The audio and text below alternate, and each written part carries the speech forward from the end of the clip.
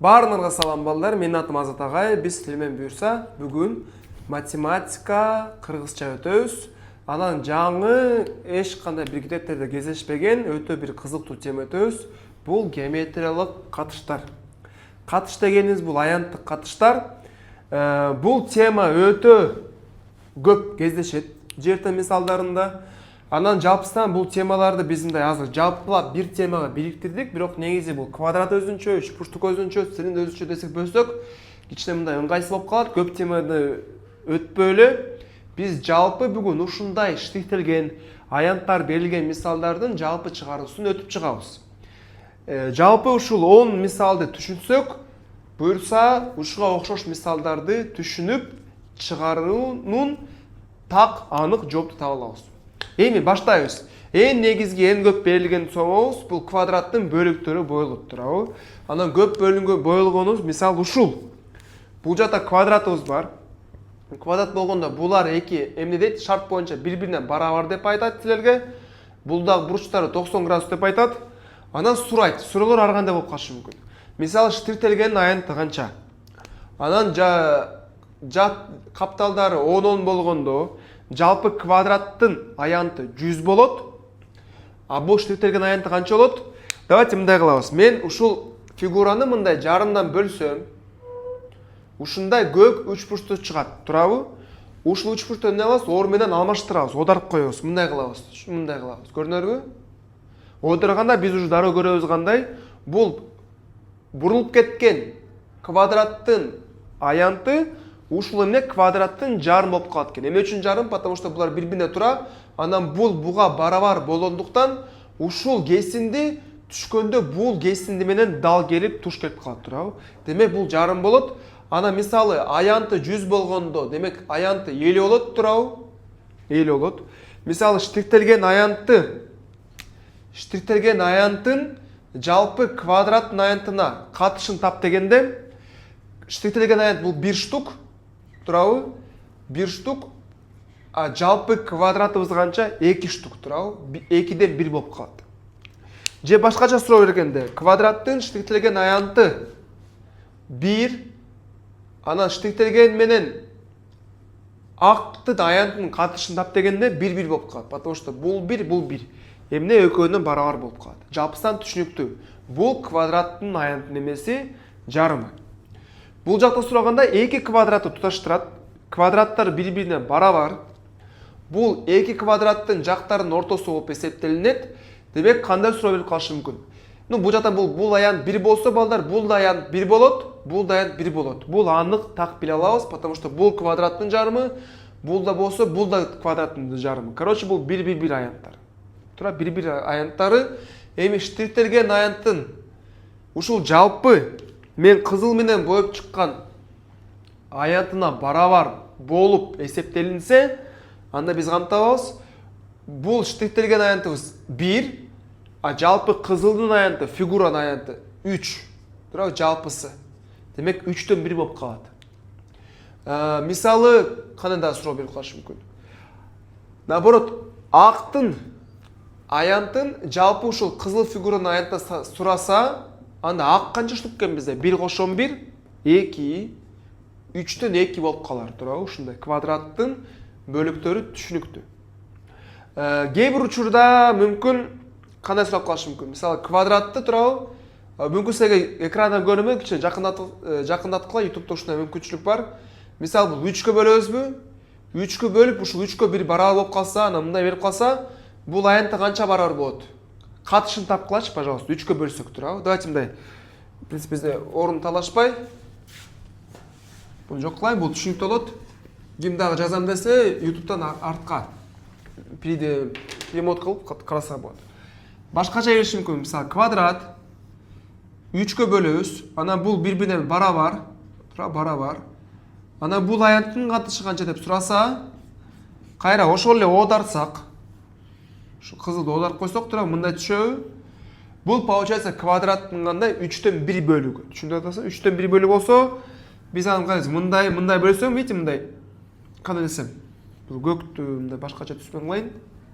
Көрүнбөгөндөй. Видите, мындай бул штитегеніз ушунун жарымы ушул болуп калат туурабы 3төн 1.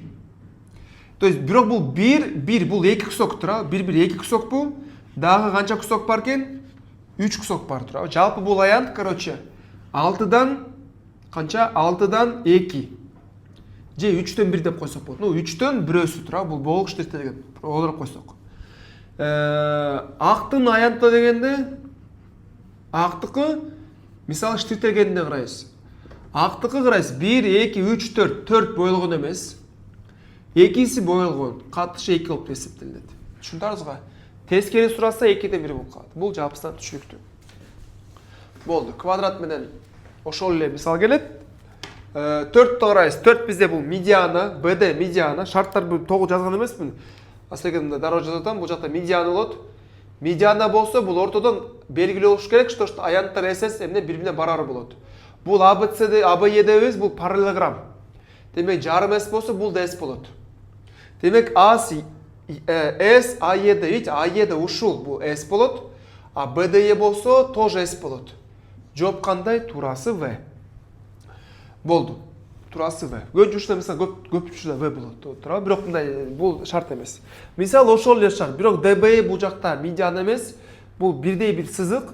АБ, карайсыз, АБ бул 2, БК канча 3. То есть АБда 2 штук батат экен, БК канча батат экен, 3 батат экен, туурабы? Ушундай шарт. Демек, мындай кылабыз. Бул 2 болсун анда 2С, бул 3С болсун, туурабы? Анан АБДнын аянты канча? АБДнын аянты 2С. АДК бул карайбыз, бул толук кызыл аянт туурабы бизде? Толук кызыл аянт. 3С кошом 2С канча болот? 5С болот. 2С бөлүм 5С, СС эмне кылат? Кыскарат, туурабы? 5тен 2 болуп чыгат, туурабы? 5тен 2 болуп чыгат. Окей. Бул жакта 6-ны карайбыз. АЦ, ЦК, СЕ менен БА параллелүү дейт. Демек, АЦ, ЦК анан суроосу мисалы аянт ЦКЕ, аянт эмнеге? АКБга. Бул орто сызык болгондуктан мисалы балдар бул жак 10 болсо бул жарымы 5 болуп калат. Бул ашуну анык кошумча билишибиз керек. Бирок ушул суроо ушуда эмес, суроо аяттардын катыштарында. Демек темабыз геометриялык катыштар. Бул жакта балдар мен кошумча бул ортосун табып мындай чийгенде көрдүңөрбү? 1 1 1 1. АКБ канча? 4 штук. ЦКЕ канча? 1 штук. То есть катышкан экен 4төн 1 экен. Түшүндүңүзбү? А мисалы аянт ЦКЕни эмне сураса? АЦЕБ сураса, анда катышкан болуп калат. Өзүбүз пауза коюп эсептейбиз. 1 бул ЦКЕ, а АЦЕБ бит ушул. АЦЕБ 3, катыш 1 3. Окей, түшүндүк. 7-ни карайбыз. Бул жак кандай? АЦ бул 3 АБ. То есть АЦга АБ канча батат? 3 батат. Тура видите? АЦга бул АБ канча батат? 3 вит 3 батат. Бул АЦга жалпысына ушундай АБдан 3 батат экен. Демек бул 1 2 болду. Бул кабаттардын ортосу, туурабы? Биз аны тоже мындай белгилейбиз. Көрдүңөрбү? Мындай белгилейбиз. Эми сураганда АБП БЦ карайбыз. Бул жакта логика мындай. Кошумча суроо берсе, мисалы CDнын CD, туурабы? Вот MN болсун, мисалы кошумча сызык MN. MNдин узундугу канча барабар? Карайсыз. MN 3 кабаттан канча кабатты ээлеп жатат? Экөөнү 3төн 2 CD. Эми БПни өзүбүз тапкылачы. БП кандай болот балдар? Пауза коюп. CDнин кандай бөлүгү? 3 кабаттан паузадан алабыз, тура. 3 кабаттан канчасын ээлейт экен? 1 этаж ээлейт экен, тура. 3төн 1. Түшүндү логикабыз? Мисалы мындай болуп калса карайсыз. Мындай. Бул жагыбыз 4, бул жагыбыз 5, мисалы.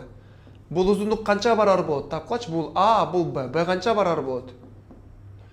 9дан Б канча этажды ээлеп атат? 4. 9дан 4 Б болот. 9дан 4 А. Анын 9дан 4-ü. Түшүндүбү?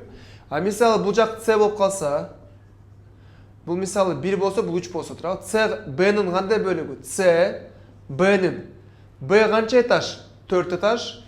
Анан c канчасын ээлеп атат? Бирөөсү 4-төн 1 болуп калат. Жалпы түшүнүктүү. Эми получается бизде mn'ибиз, bp'биз ушундай, mn'ибиз 3төн. Бул түшүндү. Бул кошумча маалымат силерге көп берем. Мүмкүн ушуга суроо берилип калса, ушундай жооп беребиз. Эми ac 3ab дегенди түшүндүк. Эми аянттардын катышы сураганда мен мындай как манты кылабыз го, же самсы кылабыз го, мындай 3 бурчтуктарды мындай тенин бөлүп чыгабыз туурабы, мындай красиво болушу. Ошо красиво болушу биз мындай тен бөлөбүз. Ушул самсынын камырын туурабы. Уштап калабы? Тайда канча штугубуз бар? 1, 2, 3, 4, 5, 6, 7, 8, 9. Понимаете? 9 жалпы бар. Бирок BCD'биз, караңыз, BCD бит бул ушул трапециябыз. Ал 9 эмес, ал 8 дейлейт туурабы. А биздин байкуш ABP'биз канча элейт? Бирөөнү элейт. То есть жооп кандай? 8ден 1. А жалпы ушул ABP менен ACD дегенде кандай болмок? 9дан 1 болмок туурабы, потому что 9дан бирөөсүн элейт.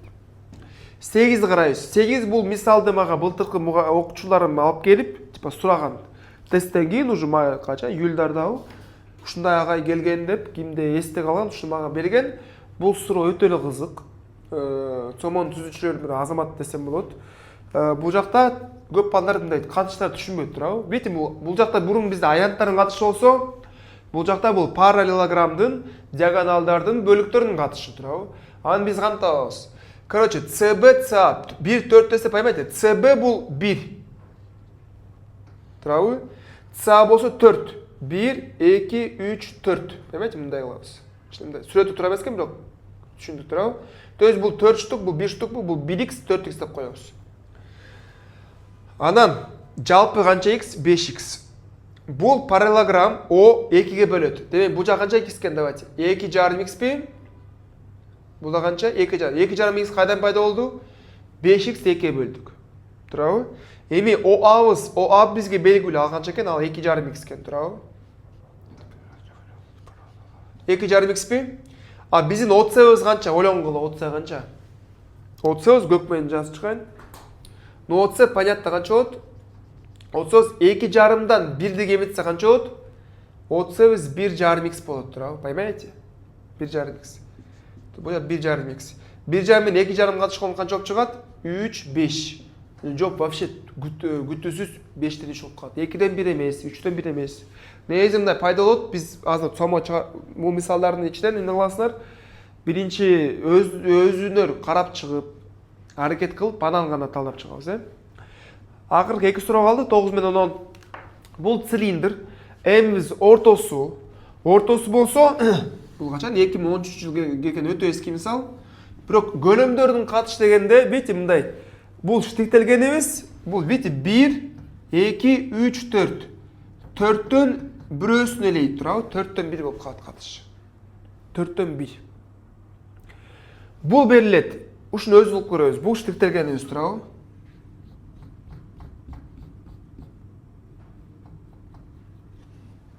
Канча болсун элейт бул?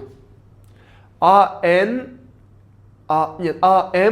бул М, түшүнүп болуп калыптыр бүдөбүк. АМ МК. АМ 2.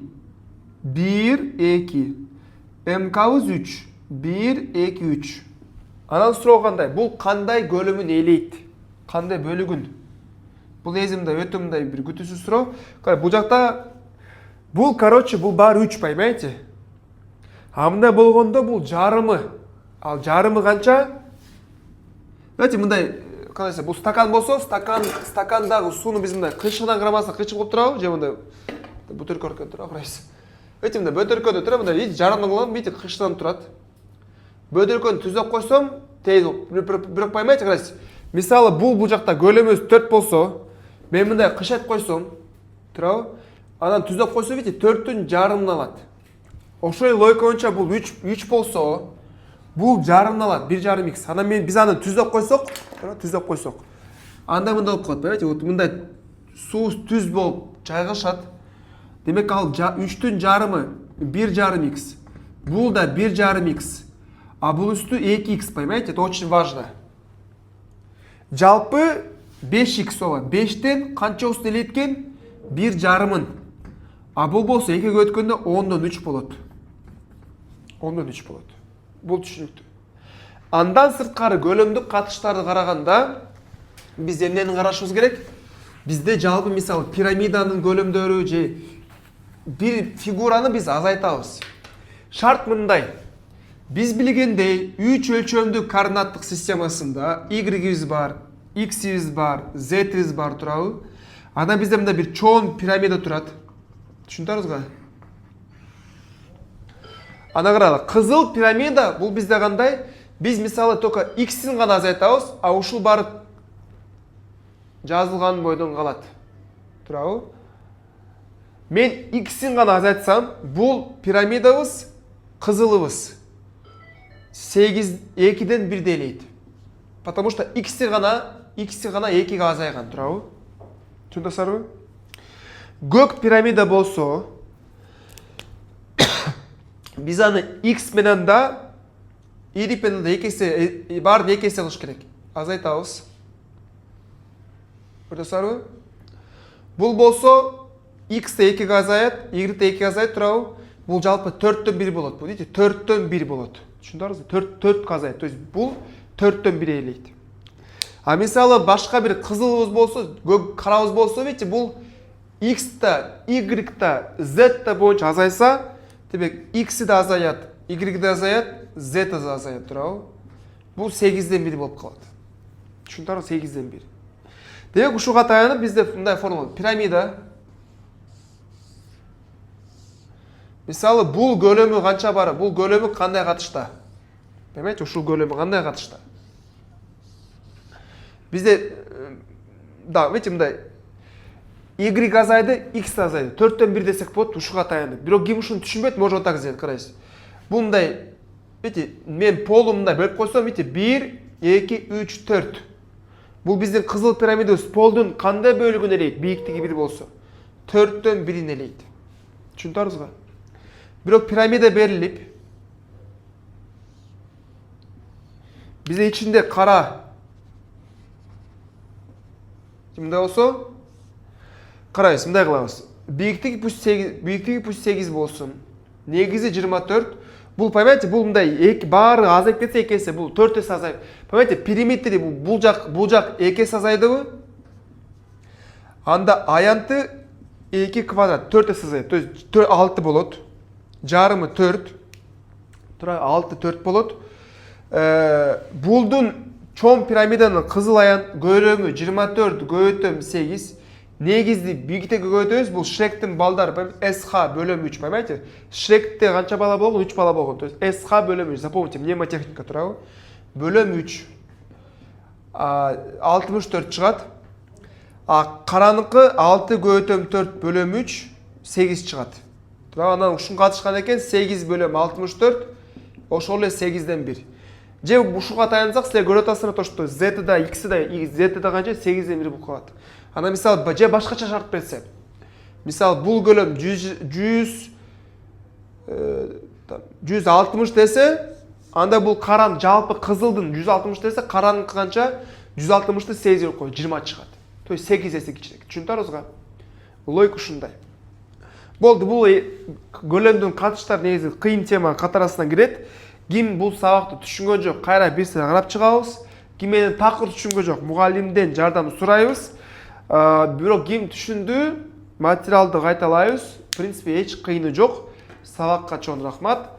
Көрүшкөнчө.